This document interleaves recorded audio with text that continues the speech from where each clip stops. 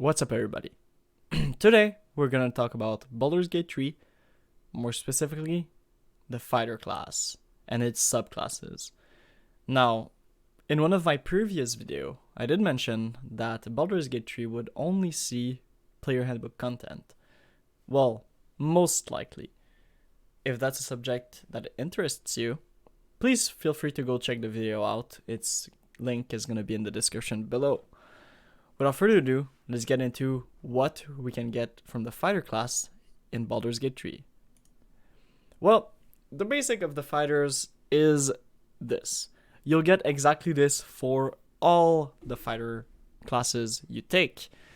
At first level, you'll choose a fighting style, which just means what weapon you'll be using or how you'll be fighting. Let's say you can have greater weapon fighting if you want to two-hand the weapon. You can have defensive if you don't want to have a shield. You can have two weapon fighting if you want to use two weapon, and you can have archery if you want to use a bow. There are a lot more than these. This is just to name a few, but it basically lets you customize your character. You get second wind at first level as well, which is a one-time heal per short rest, but it does scale with your fighter level. So it's not gonna be useless ever, it's just not that great. But in general, 5th edition heals aren't that proactive. They're more like reactive heals, I'm gonna die, whatever. So that's that. At second level, you get action surge, which is a big power spike for the fighter. That basically lets you take another action per turn. You get a second action surge at 17th level, which you're most likely not going to see in Baldur's Gate 3, assuming the game probably finishes at around 15th level. You get extra attacks at level 5, 11, and 20. Now, people do note that these are the cornerstones of the fighter class. Level 5 is probably the biggest power spike in the game for all the classes, as well as with level 11. Level 11 will coincide with probably the ending of the game, so that's pretty good. And level 5 will coincide with the ending of the first act, I'm assuming, which is also good. At level 9, 13, and 17, you get Indomitable, which is pretty good as well. Whenever you fail a saving throw, you can reroll the save. You must use the new rolls, but I mean, you already saved the first one, you already failed the first one, so it's not like it's gonna get any worse for you. Therefore, it's really good. You get one use at level 9, second use at level 13, and another use at level 17, which you're probably once again not gonna see. This leaves you with a very full-on class already. The subclasses of the fighter don't really do much in terms of raw damage. They're more flavorful. Let's check it out. The first one that's in the game is the Battle Master. Now, I do believe that this is the strongest fighter class in all of the fighter subclasses there is in 5th edition for the time being. There might be some Unearthed Arcana, which is like the community-made ones, that are stronger than this, but I believe that this one is really strong and fun and really complex. It has two main features, which is not a lot. It has superiority dice and maneuvers, which I'm going to explain, and it has know your enemy, which I'm also going to explain. So let's jump into it without further ado, because superiority dice and maneuvers are quite complicated to grasp. So, at level 3, you will get 3 maneuvers. I'll talk about them more below. You can add 2 new ones at level 7, 10, and 15. That means that over the course of the game, you'll start at 3, then you'll go up to 5, then you'll go up to 7, then you'll go up to 9 at level 15, which you may or may not see. But regardless, 7 is quite a lot to remember, because remember, Larian homebrewed in weapon arts now. So on top of those, you get to choose the weapon arts you use in every fight, which is pretty cool. Now, what are the dice that I'm talking about? At level 3, you'll also get 4 superiority dice. They are d8s because they're all gonna use D8 no matter what. You get another one at level 7 and at level 15. That means you'll end the game with 6 dice. Are you gonna see level 15? Who knows? But that means you'll at least have 5. They do reset on short rests, so you can use all of them for every fight if you so desire, and it is very easy to do so. They are like Monk's key points, which you just use all the time. But yeah. So, let's talk about the maneuvers, because I feel like everybody's curious about them, and they are very cool. So, the interesting ones, just to name a few, there are a lot more, by the way. You get to choose from a lot, and as well, if you don't like one of them, you can always replace it with another one every level. Every level, you get the option to replace them. So don't fret if you choose one that you don't like. The first one we're going to talk about is Brace. Brace is basically whenever an enemy enters your attack range, you get to roll an attack as a reaction. If you hit the attack, you'll do your weapon damage plus 1d8. Disarming attack speaks for itself. You'll make them drop whichever weapon they have in their hands. If you hit the attack, obviously. They have a DC to save, but I don't think it's that high. And I think you add the superiority die on it, so that's pretty good. The grappling strike is, if you do hit, you won't do the d8 as damage. You'll add it to your strength modifier to grab them, which is... As a fighter with a lot of strength, if you want a grappling build, this is it. Menacing attack means they'll be frightened of you, so it's going to be harder to attack and they won't be able to walk towards you. You also had a d8 of damage. You can see the little link between all of them. Parry is interesting. Now, if you get hit, you can roll a superiority die, one of the d8s, and take away that amount of damage from the hit you just took. So if you took like 8 or 10 damage, you can almost negate a hit. This is really strong, but you don't want to use it all the time, depending if you're a tank or a fighter that wants to deal damage. Riposte. Unlike parry, riposte only activates when the enemy misses you with their attack. When they do, you get an attack on them for free. As a reaction. When you do that, if you hit the attack, you'll do your weapon damage plus 1d8. Now, people may not understand what I mean with weapon damage plus 1d8. Let's say you have a greatsword in your hands. The greatsword famously does 2d6 damage. If you hit the attack with riposte, you'll do 2d6 damage for the greatsword and 1d8 for the superiority die you've expended. You can stack them on top of one another with other maneuvers, but it's a bit clunky and you'll run through them really fast. So unless you really want to one-shot something, I suggest you just pace them out in the fight. Precision attack is one of the better one as well. Whenever you miss an attack, you can use your superiority die to make it hit. Well, not hit, but you'll add 1d8 on top of the result. So let's say you know for a fact the enemy AC is like 14. And you roll with your strength modifier and whatnot, and you roll a 13. Well, you can add your superiority dice to increase that by at least 1 or 8. This does not count if you roll a 20 with this, you don't get a crit or anything. But it's still really good if you miss. I don't know how they'll implement it. This might be really long in the game, but on the tabletop version, it is one of the better one. Pushing attack, you deal weapon damage, you deal 1d8, you push them 15 feet. If they fail, a save, obviously. And trip attack is the same, but you make them fall prone. Now, you have a lot of choice with this. A lot of choices. And a lot of extra damage. This is the main part of the class. The other feature, well, and I hope it's clear. If it's not, comment below and I'll try to explain it more in the description or something. Because I know it can be complicated for superiority dice and maneuver. It's the most complicated the warrior will ever get though. The next feature it has is Know Your Enemy. At 7th level, you can study a target for a minute and learn valuable information about its stat. That doesn't mean much. Basically, on the tabletop version, your DM tells you if it has higher or lower for strength, dex, constitution, wisdom, intelligence, or charisma. You can choose 2 of those. You can also choose to know if it has a higher or lower level than you or fighter level than you.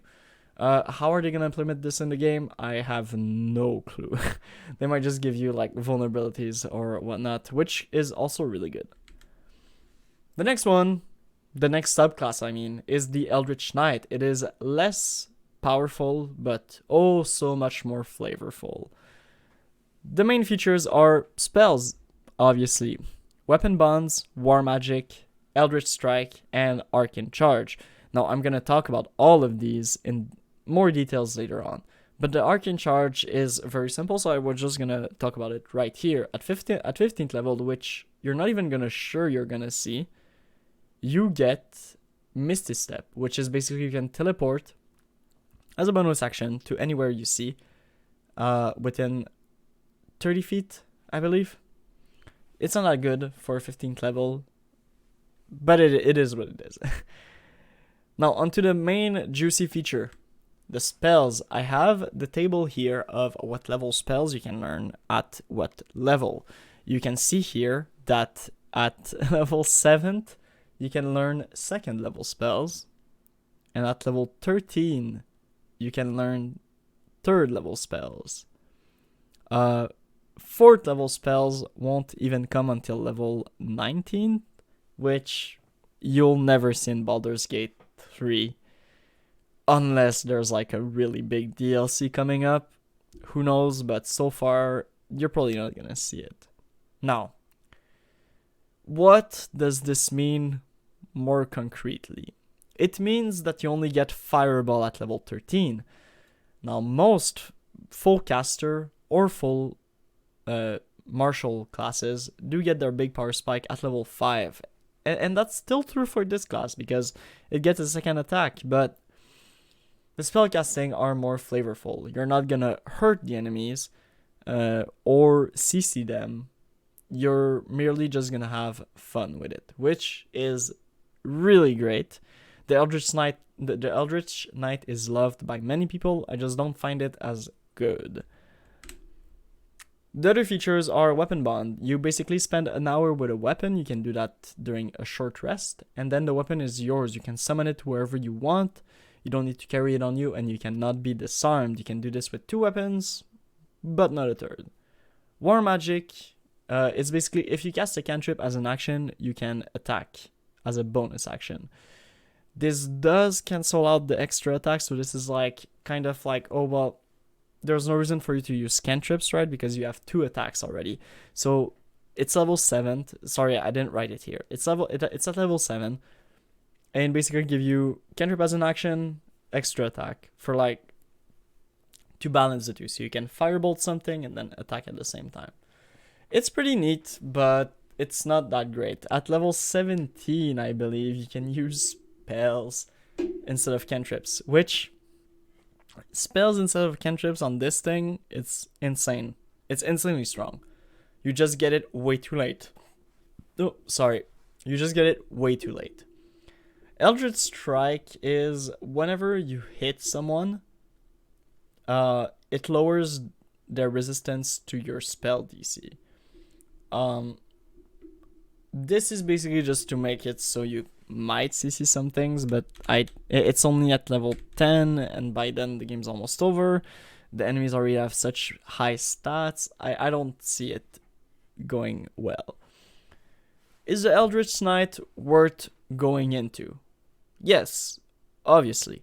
It's a really fun class. It's really strong. No, it's not really strong. What I meant to say is very flavorful. If you want to play a knight that has access to magic, there are but a few classes that can do this right now. You have the Eldritch Knight, you have the Paladin, you will maybe have the Spellsinger Wizard, and you will probably not have the X-Blade Warlock. That means that the Eldritch Knight is one of the most, how do I say, plausible answer for your fantasy needs. It is, however, one of the worst out of all of those classes. So if they implement something else, I recommend you going for that. But if not, hey, D&D is a game made to be enjoyed, not to be min-maxed. Baldur's Gate 3 is based on D&D, and while it is a game and it might be hard by times, I'm sure there's going to be difficulty settings, and I'm sure you're going to have fun no matter what.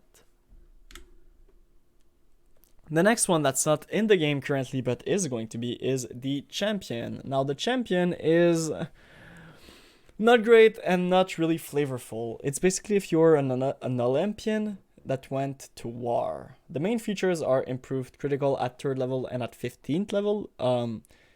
Essentially, you get, like, in D&D, you only hit critical on a 20 if you roll your d20.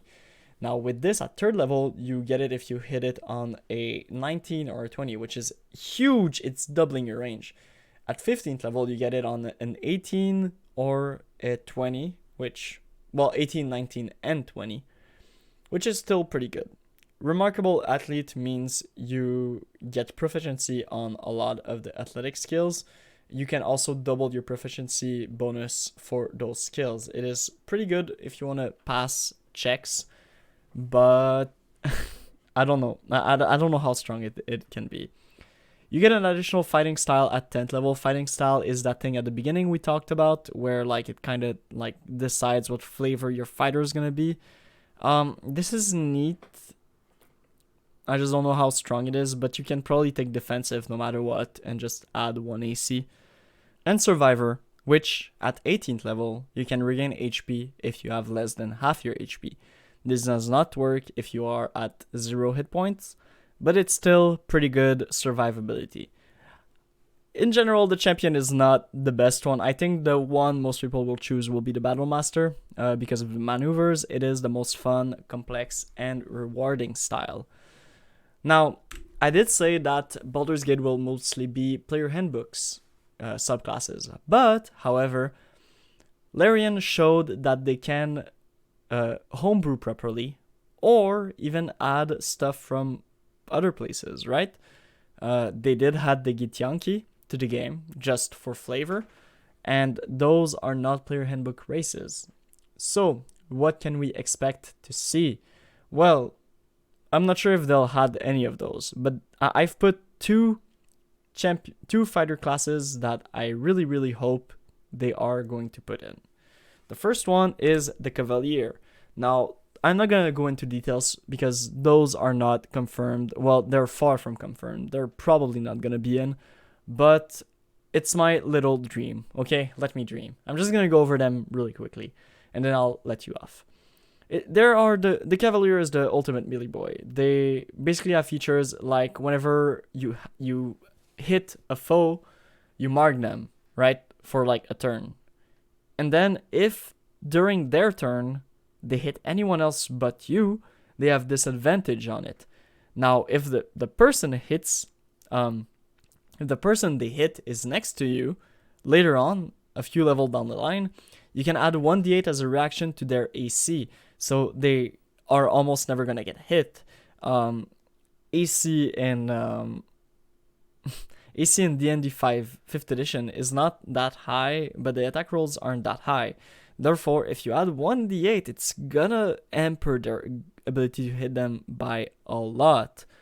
And then later on, if the enemy moves around you, you basically get a sentinel. That means that you can hit them, and then if you do hit them with a reaction, their speed drops to 0, meaning they are stuck in a place. They cannot move past you. You are the ultimate wall. Now, with all of that, you also have a horse, which is really insane. This is the one I doubt the most they'll add in, because horse combat, they have to put that in. It's also really strong. I don't know if they want to balance the game around it, but it is my dream. The next one, we're going from ultimate tanky boy to ultimate glass cannon. It is the Arcane Archer. This is the ranged and magical version of the Battle Master, which is why I like it so much, because sometimes fighters, you'll just feel like you're stuck in place. But I had a campaign where I had an archer that went Battle Master, and let me tell you, trip attack with a bow is really strong. No one ever gets to you. Pushing attack, trip attack, menacing attack, whatever you want it, it's insanely strong. But the Arcane Archer is different than the Battlemaster in a sense. It doesn't have that many maneuvers, it just has special arrows for different situations. You're like the green arrow or whatever his name is. A few neat tricks, just to name a few. You have bursting arrows that whenever it hits, it deals 2d4 AoE damage. You have banishing arrow, which works as the banishing spell. It does take your intelligence modifier to create the DC, which is not great. But if you're afar, you can like dump a little bit of constitution and go dexterity intelligence, in my opinion. You get Shadow Arrow, which is your bread and butter, which deals 2d6 plus a blind on the target if they are singled out. And Seeking Arrow, which is basically an auto hit. You can only use one of those at a time, but it's pretty good. This is the last slide in this presentation. I hope you guys learned something. I hope you guys had fun.